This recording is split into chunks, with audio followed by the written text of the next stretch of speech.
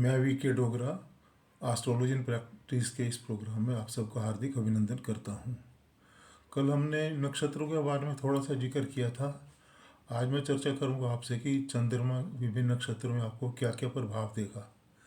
अब हम सिर्फ केतु ग्रह द्वारा संचालित 3 नक्षत्रों के बारे में ही बात करेंगे। ये 3 नक्षत्र जो केतु ग्रह के अंतर्गत आते हैं, इनके नाम है, पहला नक्षत्र है अश्विनी, जो कि मेष राशि में आता है 0 से 13 डिग्री के बीच में, 0 से 13 डिग्री 20 मिनट के बीच में। दूसरा नक्षत्र है मघा, जो कि सिंह राशि में आता है 0 से 13 डिग्री 20 मिनट तक। और तीसरा नक्षत्र है मूला, जो कि धनु राशि में आता है, ये भी 0 डिग्री से 13 डिग्री 20 मिनट तक धनु राशि का जो पार्ट है उसमें आता है। तो अब आज हम जिक्र करेंगे कि इन तीनों नक्षत्रों में अगर कोई जातक पैदा होता है तो उसकी जनरल क्वालिटीज़ क्या होती हैं और किस तरह का उसका जीवन होता है। ये तीनों नक्षत्र जो ये मूलगत नक्षत्र भी कहलाते हैं। तो इनके केतु द्वारा जो 3 ये मूलगत नक्षत्र हैं, इनके पहला चरण सबसे ज़्यादा खराब, दूसरा उससे कम खराब, तीसरा उससे कम खराब और चौथा काफ़ी अच्छा होता है। इस नक्षत्र में पैदा हुए जहाँ तक बहुत मेहनती, परिश्रमी, बुद्धिमान, सर्वगुण संपन्न पाए जाते हैं, लेकिन उन्हें अपने जीवन में संघर्ष बहुत अधिक करना पड़ता है। जन्म के समय की स्थिति इन ग्रहों की घर की स्थिति अच्छी नहीं होती। प्राय घर में आर्थिक तंगी व अच्छा माहौल नहीं होता इनके पैदाइश के टाइम, और इनके नए सदस्य के रूप में घर पर इतना इनका आदर सम्मान भी नहीं मिलता जितना कि एक नए मेहमान को घर पे मिलना चाहिए, क्योंकि परिवार बहुत कष्टों में होता है। लेकिन ये धीरे धीरे अपने परिवार की सारी जिम्मेदारी संभालते हुए बचपन में बहुत ही मेहनत करते हैं और बहुत ही इनका संघर्षपूर्ण जीवन होता है। कठिन परिस्थितियों को हंसते हुए झेलते हुए ये सारी चीज़ों को लाकर अपने परिवार में बहुत सहायक होते हैं और अपनी पढ़ाई लिखाई में भी बहुत आगे निकलते हैं, बहुत तेज होते हैं और हर एक कार्य में इनको बहुत निपुण होते हैं और बड़ी तन्मयता से कार्य करने वाले होते हैं। लेकिन इनका जो समय है ये काफ़ी संघर्षमय ही रहता है। अच्छी डिग्री प्राप्त करते हैं ज़्यादातर लोग, जबकि कोई और ख़राब ग्रह की दृष्टियाँ वगैरह ना हो जन्म कुंडली के हिसाब से, अन्यथा अगर सही स्थिति है तो प्रायः काफ़ी पढ़े लिखे, बुद्धिमान, हुनरमंद लोग होते हैं। बातचीत में भी बहुत ही माहिर होते हैं, बहुत ही व्यवहार कुशल होते हैं और जल्दी ही ये अपने सर्विस में या अपने व्यवसाय में आ जाते हैं। लगभग ये 20-21 साल की उम्र में पैसा कमाना शुरू कर देते हैं और 30 डिग्री तक ये काफ़ी संघर्ष में रहते हैं। 30 साल की उम्र तक काफ़ी संघर्ष में रहता है इनका कैरियर। 30 साल के बाद इनको एक निश्चित दिशा में प्रगति मिलनी शुरू हो जाती है अपने कैरियर में और ये निरंतर उसी स्पीड से शनय शनय धीरे धीरे प्रगति करते हुए 55 साल तक अपने कैरियर के प्रखर शिखर तक पहुंच जाते हैं। यह भी देखा गया कि इस तरह के जातक जो है रिटायरमेंट से उम्र से पहले ही कुछ प्री रिटायरमेंट भी लेते हुए देखे गए हैं ये लोग, क्योंकि 55 साल तक ये अपनी आर्थिक स्थिति पूरी तरह से सुदृढ़ कर लेते हैं और इनको कोई आर्थिक अनिश्चितता आगे के लिए नहीं बचती है। ज़्यादातर इनकी इनकी माताओं की ये पसंद नहीं होते हैं ऐसे जातक, लेकिन पिताओं के ये फेवरेट होते हैं और माताएं इनको जो है एक तरह से कहा जाए तो इनका सौतेली माता जैसा ही व्यवहार मिलता है अपनी रियल माता से भी लोगों को, लेकिन पिता से इनको पूरा प्रोत्साहन और सहयोग मिलता है और ये काफ़ी आगे बढ़ते हैं। इनकी उम्र काफ़ी अच्छी होती है, 75 साल से ज़्यादा ही होती है मोस्टली। 75 साल से 82 साल के बीच में ही ज़्यादातर, अगर बाकी कुंडली के सारे योग वगैरह ठीक हों तो जनरल एज इनकी इतनी होती है। इनका वैवाहिक जीवन भी नॉर्मल होता है, ठीक है, ना ही बहुत मधुर कहा जा सकता है लेकिन कड़वा बिल्कुल भी नहीं होता। इनके आवाज़ में बड़ा रोब होता है और बड़े ये दबंग किस्म के होते हैं, मानसिक रूप से दबंग होते हैं ये लोग, किसी के आगे झुकने को तैयार नहीं होते। इसलिए इनको अपने कैरियर में भी, अपनी नौकरी में भी काफ़ी दिक्कतें आती हैं, क्योंकि ये they can call a spade, ये मुंह पे सीधी बात करने वाले और पूरे तर्क सहित बात करते हैं। तर्कों में इनको हराना कोई आसान बात नहीं है, तो इसलिए इनके बहुत से दुश्मन भी बन जाते हैं, क्योंकि बहुत से लोग जब तर्कों में इनसे नहीं जीत पाते हैं तो फिर अंदर ही अंदर वो इनसे जो है वो खार खाने लगते हैं और अंदर ही अंदर जड़ें काटने की भी इनकी सोचने लगते हैं। आर्थिक स्थिति इनकी काफ़ी अच्छी रहती है, अरबों खरबोपति तो नहीं होते लेकिन फिर भी काफ़ी संपन्न और अच्छी तरह से अपना जीवन यापन करने वाले होते हैं। और एक से अधिक क्षेत्रों में इनको महारत पैदा होती है। स्वास्थ्य भी इनका कुल मिलाकर अच्छा ही रहता है, बस थोड़ा सा इनको बीपी वगैरह की प्रॉब्लम हो सकती है, थोड़ा मानसिक अशांति रहती है इन लोगों के अंदर केतु की वजह से। और इनकी बहुत कम लोगों से ही ज़्यादा देर तक बनी रह सकती है, क्योंकि ये आर्गूमेंट्स में जो है कुछ ज़्यादा ही खुले होते हैं, तो इसलिए लोग धीरे धीरे इनसे कटना शुरू हो जाते हैं और बुढ़ापे तक जाते जाते जाते जाते ये करीब करीब अकेले ही बच जाते हैं। तो और बुढ़ा अपनी उम्र के आखिरी पड़ाव में जो है ये आध्यात्मिकता की ओर पूरी तरह से प्रवृत्त हो जाते हैं और इनका अंत भी मोस्टली सुखद ही होता है। अगर 8वें ग्रह में कोई खराब ग्रह ना पड़े हो 8वें भाव में, तो इनका अंत भी प्राय अच्छा ही होता है, सुखद होता है और अचानक ही इनकी मृत्यु हो जाती है। कोई लंबी बीमारी झेल कर जाने वाले ये लोग प्राय नहीं होते। पुत्र संतान इनकी होनहार निकलती हैं, स्वावलंबी होती हैं पुत्र संतान भी, और संतान की तरफ से भी निश्चिंत ही रहते हैं।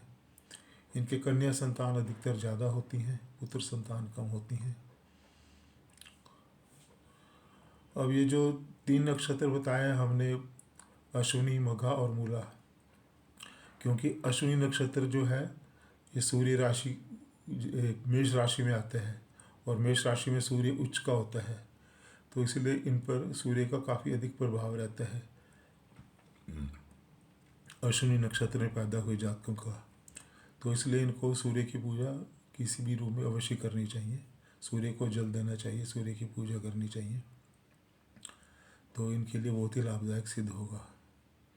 इस तरह मघा नक्षत्र ये भी सूर्य की सिंह राशि में आता है, तो इसके लिए भी सूर्य को ही उपासना करना बेस्ट होगा। तीसरा नक्षत्र जो है मूल नक्षत्र, ये जो है बृहस्पति की धनु राशि में आता है, तो इसके लिए देवगुरु बृहस्पति और विष्णु की उपासना काफ़ी लाभप्रद होगी। अब ये जो नक्षत्र है ये चंद्रमा के नक्षत्र बताए, ये हमारी ज़िंदगी में बहुत ही पूरा जीवन भर अपना रोल प्ले करते हैं, क्योंकि जितनी भी दशाएं हैं ये इस नक्षत्रों के हिसाब से शुरू होती हैं। क्यों जो नक्षत्रों का क्रम है कि पहला नक्षत्र जैसे अश्विनी है ये केतु का नक्षत्र है, फिर भरनी शुक्र का है, फिर कृतिका सूर्य का है, फिर रोहिणी चंद्रमा का है, मृगशिरा मंगल का है, फिर आद्रा नक्षत्र राहु का है, फिर पुनर्वसु नक्षत्र बृहस्पति का है, फिर पुष्य नक्षत्र जो है शनि का है, फिर अश्लेषा नक्षत्र जो है वो बुध का है। इस तरह से ये 9 नक्षत्र हो गए। 9 के बाद फिर से इसी क्रम में रिपीट हो जाते हैं, यानी 10वां नक्षत्र फिर केतु का, मघा नक्षत्र 11वां फिर शुक्र का।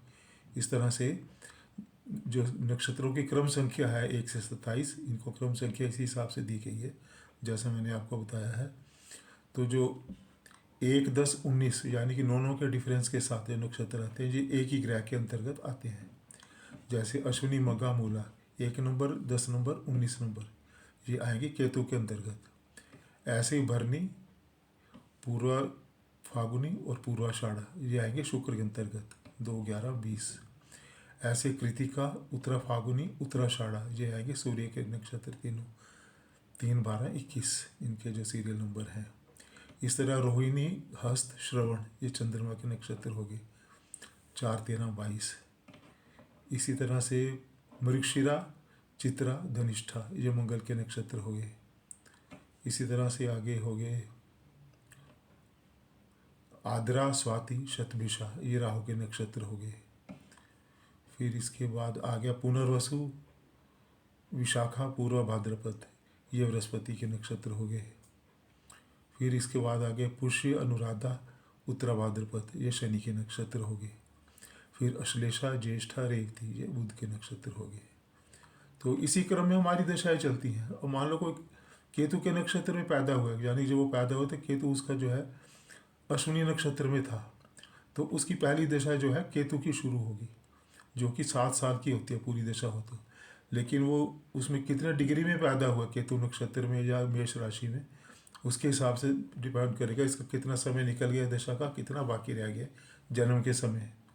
जैसे 13 डिग्री 20 मिनट तक होता है केतु नक्षत्र ये अश्विनी नक्षत्र, और मान लो वो 6 डिग्री 6.5 डिग्री के करीब हुआ तो उसका आधी दशा निकल गई, यानी 7 में से 3.5 साल निकल गए, 3.5 साल उसके बाकी रह गए। तो इसके बाद फिर केतु के बाद शुक्र की दशा आती है जो 20 साल की होती है पूरे। फिर सूर्य की दशा आती है 6 साल की। फिर चंद्र की दशा 10 साल की। फिर मंगल की दशा 7 साल की। फिर राहु की दशा 18 साल की। फिर बृहस्पति की दशा 16 साल की। फिर शनि की दशा 19 साल की। फिर बुध की दशा 17 साल की। तो इस तरह से हमारी ये 9 दशाएं चलती हैं ये, और इनका टोटल पीरियड हो जाता है 9 दशाओं का 120 साल के लगभग। तो जनरल 120 साल की इतनी उम्र किसी की होती नहीं, तो ज़्यादातर लोगों की जो है 7 तक की दशाएं चलती हैं। जिसकी दीर्घायु हो पूरी हो उसको 7वीं दशा में वो चला जाएगा। जिसकी मध्य आयु हो वो जो है पाँच दशा भी चला जाएगा, 5वीं दशा के ख़त्म होने तक। और जिसकी अल्पायु हो वो 3री दशा में ही उसकी मृत्यु संभव है। ये कुंडली के सारे योगों पर डिपेंड करेगा। इसके बारे में हम बाद में डिस्कस करेंगे कि अल्पायु और मध्य आयु और दीर्घायु का योग कैसे देखा जाता है कुंडली में। तो अब इनके लिए मैं कुछ आपको सामान्य हिदायतें और कुछ इनके उपचार बताऊंगा। केतु के नक्षत्र के अंतर्गत जो लोग आते हैं, यानी कि अश्विनी मघा और मूला नक्षत्र वाले लोगों के लिए क्या क्या चीज़ें करनी चाहिए।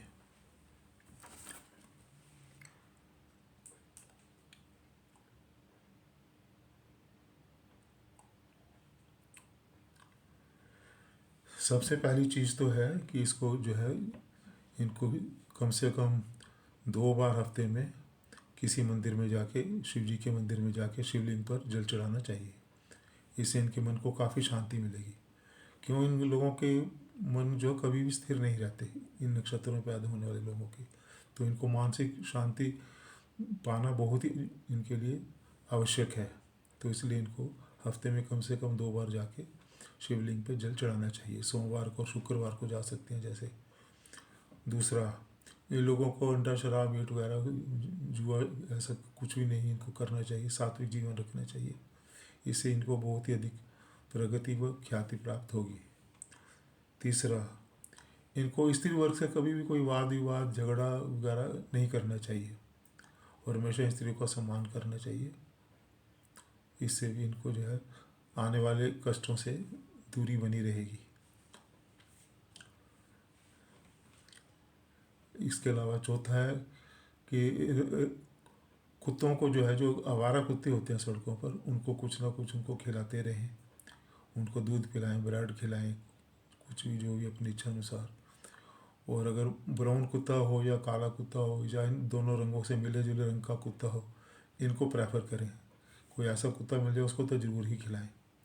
इससे आपका केतु ग्रह बहुत ही आपके अनुकूल फल देने लगेगा।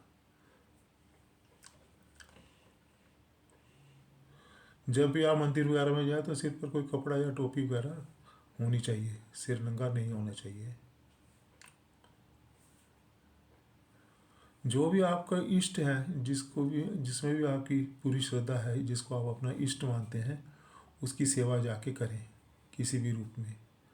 उससे संबंधित रिश्तेदारों की करें, उससे संबंधित वस्तुओं की करें, मंदिर में जाकर करें। तो उनकी सेवा, फिजिकल सेवा, सेवा का मतलब फिजिकल सेवा, किसी भी रूप में उनका अपना श्रम दान दें, उससे भी आपको बहुत अच्छा फल मिलेगा। सतनाजा जो है उसको दान करने से 7 तरह के जो अनाज होते हैं, विविध तरह के अनाजों का दान करना भी इसके लिए बहुत ही अचूक उपाय माना गया है। काला सफ़ेद कंबल आप दान कर सकते हैं, काले सफ़ेद तिल का दान कर सकते हैं या उसको जलधारा में प्रवाह कर सकते हैं। तो ये सारी चीज़ें आपको काफ़ी फ़ायदेमंद सिद्ध होंगी। दूसरा, किसी के भी अगेंस्ट में आप कोई अफवाह वगैरह ना फैलाएं, किसी की चुगली ना करें, झूठी अफवाह ना फैलाएं पीछे से। तो इससे आपको, अगर आप न करते हैं तो आपको नकारात्मक प्रभावों से बचे रहेंगे। दिन में आप एक बार हनुमान चालीसा पढ़ लें तो इसको आप काफ़ी, आपको मनोबल मिलेगा और आपका मन हमेशा थोड़ा जो है, मतलब मन आपको उत्साहित रहेगा हमेशा। और क्योंकि इस तरह के जो लोग हैं इनका चंद्रमा वगैरह ज़्यादा कमज़ोर हो जाए तो इनकी कहीं जाके सुसाइड करने की भी टेंडेंसी हो जाती है, आत्महत्या करने की भी प्रवृत्ति हो जाती है।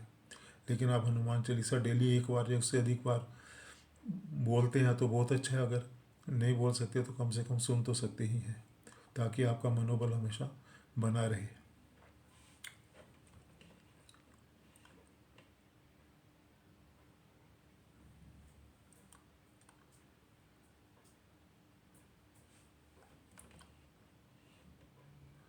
इसके अतिरिक्त भगवान शिव की भी आप स्तुति कर सकते हैं, क्योंकि भगवान शिव की स्तुति करने से चंद्रमा को बल मिलेगा।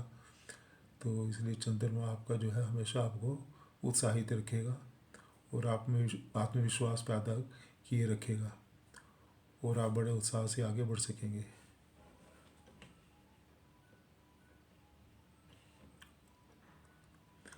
इसके बाद है, आपको मोती कभी भी धारण नहीं करना है, ना चांदी धारण करनी है, ना मोती धारण करना है, ना आपको कभी दूध का दान करना है, ना ही पानी का दान करना है। इन चीज़ों को हमेशा आपने याद रखना है।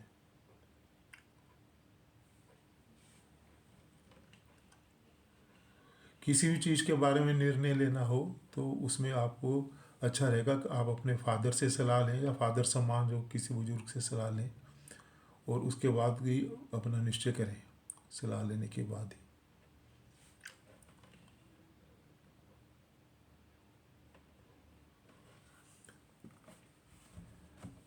तो ये थे केतु के कुछ उपाय।